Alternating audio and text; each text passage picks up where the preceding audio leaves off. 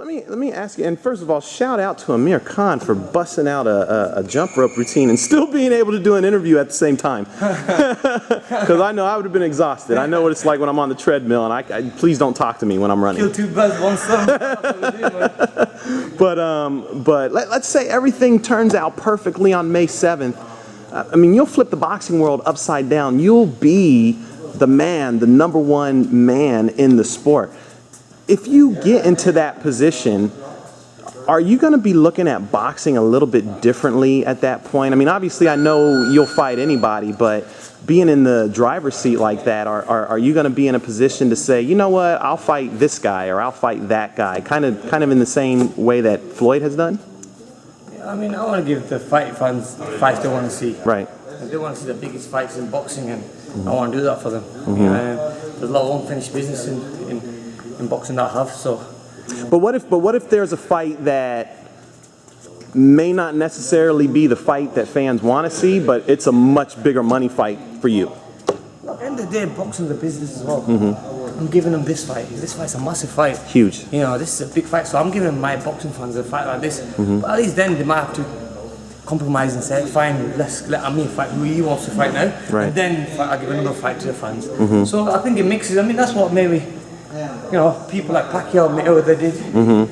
They fought who they wanted to fight, and then they fought who the fans wanted them to fight. So yeah. Is that hard to mix the two? Is that hard to, you know? Yeah, it's very hard because at the same time you want to keep your loyal supporters happy as well. You know, we are prize fighters, and boxing's a business. But at the same time, you know, if boxing is, you want to walk out the sport the way you walked in. Which at the moment I'm seeing that not many fighters are. Yeah, you know, that's something that Floyd, you know, preached a lot about when he was still fighting, about leaving the sport with your faculties and all that stuff. Man, you have to enjoy your life after boxing, man. We put ourselves through so much stress and so much punishment. So why not?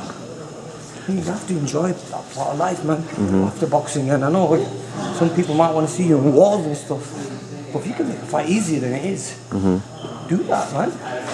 There's always a life after boxing, and what upsets me is that when I went to the Hall of Fame, I met these great champions like Spinks and these other, you know, these other the fight from the Raging Bull, and then all those fights. It's so sad to see that these heroes of ours are not even looked at now. No one really cares about them now. Wow. Really, look, they were heroes, they were people's champions. Right. And now those same people are not. They might like them, but they're still not supporting them like they were supporting them back in the day. Right. Now these people are punch drunk and they're done. Wow. Yeah, and it's just sad to see that. Like, they're taking so much punishment. And I think to myself that the only people with them are the families. Yeah. And they've lost maybe those fans who used to follow them. Now they're not active, not there anymore. And I never want to be one of them guys. You know, that I'm punch drunk and I'm hurt and everything, so.